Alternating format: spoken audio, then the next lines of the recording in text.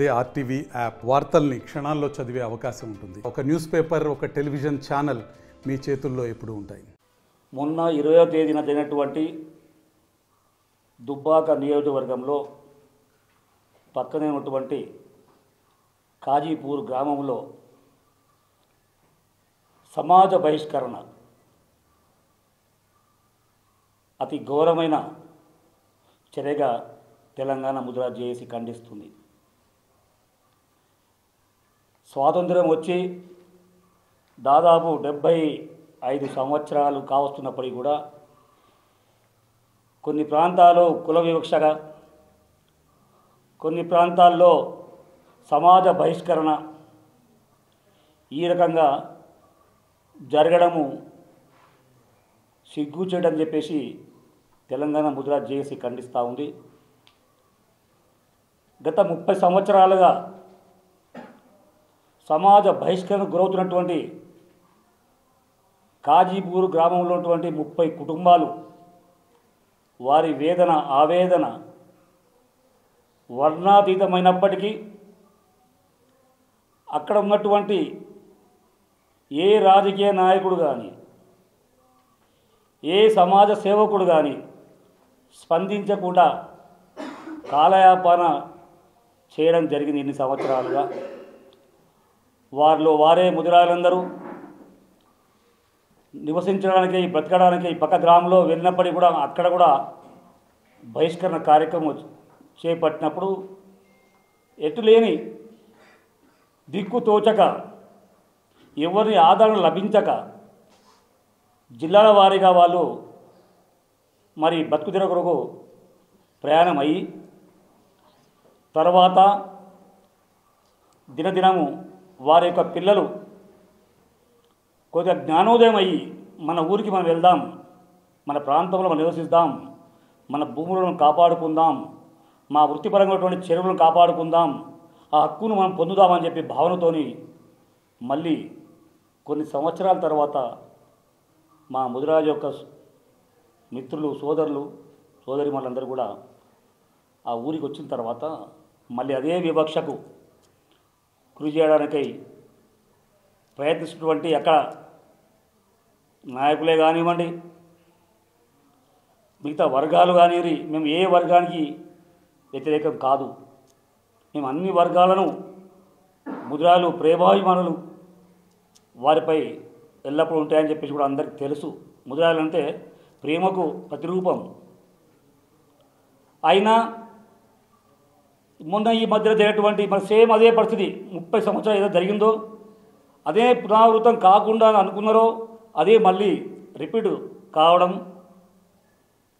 వీరు కొద్దిగా మన హక్కులు మనము వీరు తెలుసుకొని ఇది ఏంటి మాకు అన్యాయం ఇంకా ఇంతకాలం చేస్తారని వీళ్ళు అడిగినప్పుడు వీళ్ళను గ్రామ బహిష్కరణ కూడా చేయడానికై కంకణం కట్టుకొని నిత్య జీవితంలో వీళ్ళకు అవసరమైనటువంటి నిత్యావసర వస్తువులను కూడా సరఫరా చేయొద్దని చెప్పేసి గ్రామ బహిష్కరణ, ఎవరైతే వీళ్ళకు నిత్యావసరాలను అక్కడ ఉన్నటువంటి దుకాణాల యజమానులకు కూడా వాళ్ళు బెదిరించి ఎవరు వీళ్ళకు అమ్మినా, వీళ్ళకు ఎవరు సహాయం చేసినా, ఎవరు మాట్లాడినా వీళ్ళకు ఫైన్ వేయాలని చెప్పేసి నిబంధనలు పెట్టే ఒక ఏ చట్టంలో ఉందని చెప్పేసి జేఏసీ ముద్రా జేఏసీ వీళ్ళని ప్రశ్నిస్తూ ఉంది.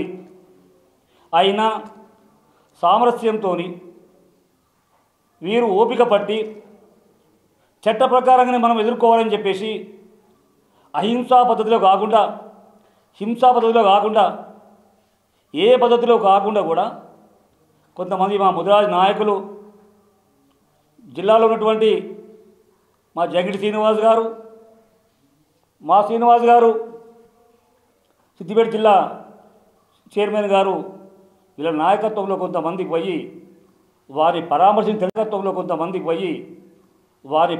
తెలిసిన వెంటనే పరామర్శించినప్పుడు వాళ్ళ యొక్క బాధ, వాళ్ళ గోస గుర్తెరిగి వాళ్ళకు మనోధైర్యం కల్పించి కలెక్టర్ గారికి మెమోరాండం ద్వారా మా యొక్క బాధలు తెలియజేయ ఉద్దేశంతో వీళ్ళందరూ కూడా కలెక్టర్ గారిని కలిసి విన్నవించినప్పుడు ఆయన వెంటనే స్పందించి దాని చట్ట ప్రకారంగా ఎంక్వైరీ చేసి తప్పకుండా చర్య తీసుకుంటామని చెప్పి చెప్పడం, ఆ వెంటనే అక్కడటువంటి పోలీస్ డిపార్ట్మెంట్ వారికి కూడా వాళ్ళు ఆదేశించినప్పుడు కలెక్టర్ గారు వెంటనే ఏసీపీ గారు సిఏ గారు కూడా వాస్తవాలు తెలుసుకొని వీళ్ళను గ్రామస్తున్నటువంటి ఈ 30 మంది కుటుంబాల ముదిరాజు కుటుంబాలను పిలిచి వాళ్ళకు ధైర్యం చెప్పడం, మనోధైర్యం కల్పించడం జరిగింది.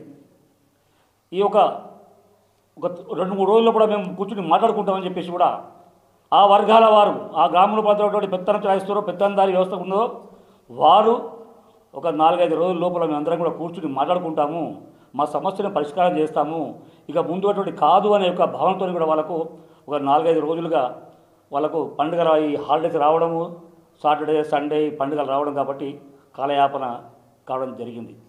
ఇంతవరకు కూడా వాళ్ళు చలనం లేదు, వీళ్ళని పిలిపించి క్షమాపణ లేదు, అందరం కలిసిమెలిసి ఉందామని చెప్పి ఒక భావన వాళ్ళని వ్యక్తం చేయలేకపోయారు. వాళ్ళు మేము మా దృష్టికి రావడం జరిగింది. తెలంగాణ ముదిరాజు జేఏసీగా తెలంగాణ వ్యాప్తంగా అన్ని జిల్లాలో ఉన్నటువంటి మా సంఘాలు ఏకమై మా ముదిరాజు సోదరిమణులకు ఈ అన్యాయాన్ని మీరు అరికట్టకపోతే మేము ప్రభుత్వానికి కూడా డిపార్ట్మెంట్ వారికి కూడా మరొక్కసారి రిక్వెస్ట్ చేస్తూ ఉన్నాం, సమయం తీసుకోండి, ఎక్కువ సమయం కాదు.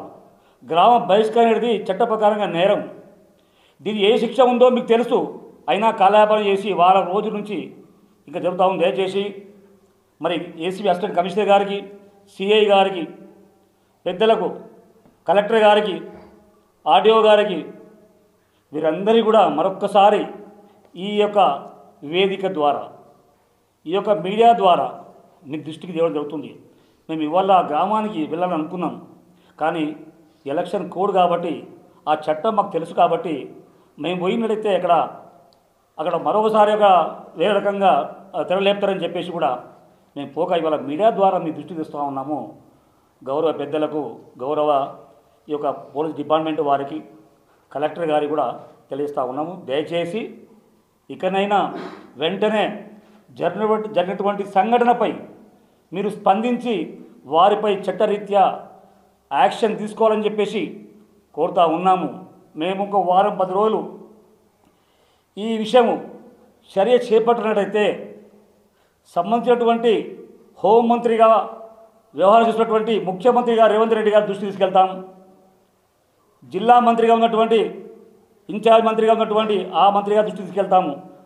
తదుపరి కార్యాచరణ ఏ చర్య చేపట్టినట్టయితే మా వాళ్లకు అన్యాయమైనటువంటి వాళ్లకు న్యాయం చేయనట్లయితే, వాళ్ళ బతుకుతున్నటువంటి హక్కుల కొరకై వాళ్ళు పోరాడుతున్నటువంటి చేపల చెరువులను వాళ్లకు హక్కు ఇవ్వనట్లయితే దానికి అడ్డుపడేటువంటి వాళ్ళపై మేము చట్టారీత్యా తప్పకుండా కఠినంగా వ్యవహరిస్తామని చెప్పేసి కూడా మేము తెలియజేస్తూ ఉన్నాము.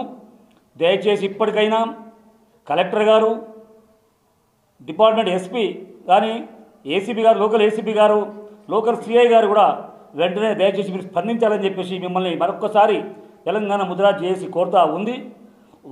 ఒక వారం రోజులు గడువు చూసుకోండి దయచేసి. కోడ్ ఉంది కాబట్టి మేము కూడా మీ యొక్క చట్టానికి, మీ యొక్క కోడ్కు అనుబంధంగానే లోబడే మేము పనిచేస్తూ ఉన్నాం కాబట్టి మేము ఎటువంటి చర్య కూడా ప్రస్తుతానికి ఎన్నికల కోడ్ కాబట్టి దయచేసి మేము చేస్తారని చెప్పి భావించి మీరు దీన్ని మరొకలా భావించడం కూడా దయచేసి వాళ్ళపై చర్య తీసుకొని వీళ్ళకు న్యాయం చేయాలని చెప్పేసి కూడా భావిస్తా ఉన్నాము. మరిన్ని వీడియోస్ కోసం ఛానల్ ని సబ్స్క్రైబ్ చేయండి, లేటెస్ట్ అప్డేట్స్ కోసం వాట్సాప్ ఛానల్ ని ఫాలో చేయండి అండ్ లింక్ డిస్క్రిప్షన్ లో ఉంది.